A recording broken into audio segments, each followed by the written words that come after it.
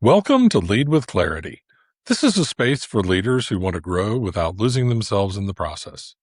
Each episode is a short reflection on leadership, influence, and the inner work that shapes how we show up for others.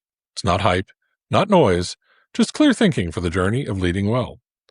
Today's episode is entitled The Need to Understand and Be Understood. Here we go.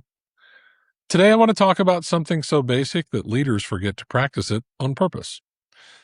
They don't forget on purpose, but they just don't practice it on purpose. Ralph G. Nichols spent much of his career studying how people listen, and he came to a conclusion that still holds up today. He said, "The most basic of all human needs is the need to understand and be understood." Think about that for a moment. Not the need to be liked, although that's important. Not the need to be right, although for many people that's essential. The need to understand and to be understood. Nichols is telling us that communication is not really about information at all. It's about a much deeper human hunger to know that we have been heard. I've watched a lot of leadership moments unfold over the years, and here's what I keep noticing.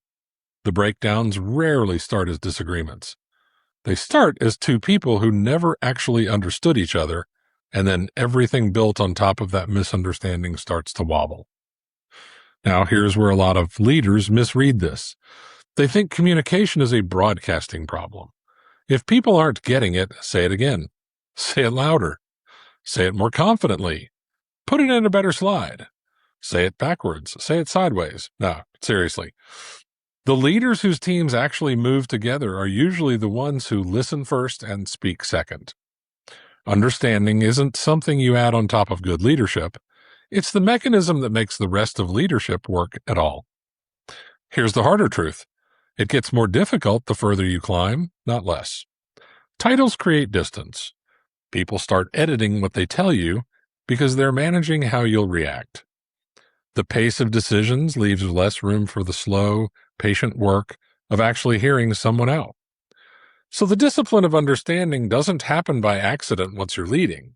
It has to be chosen on purpose every day.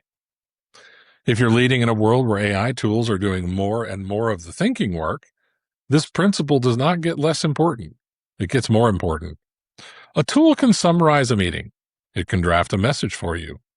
What it cannot do is sit across from another human being and make them feel understood. That's still entirely on you, and honestly, that's good news. It means the thing that makes you irreplaceable as a leader was never your ability to process information faster.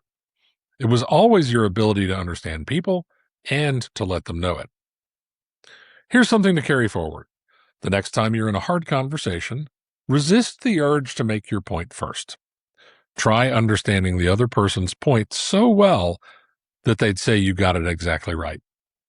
You'll find that a lot of what looked like disagreement was actually just two people who had not been heard yet. Being right and being understood are two different achievements. And the leaders people actually follow over the long run are usually the ones who chose the second one. Thanks for spending this time with me.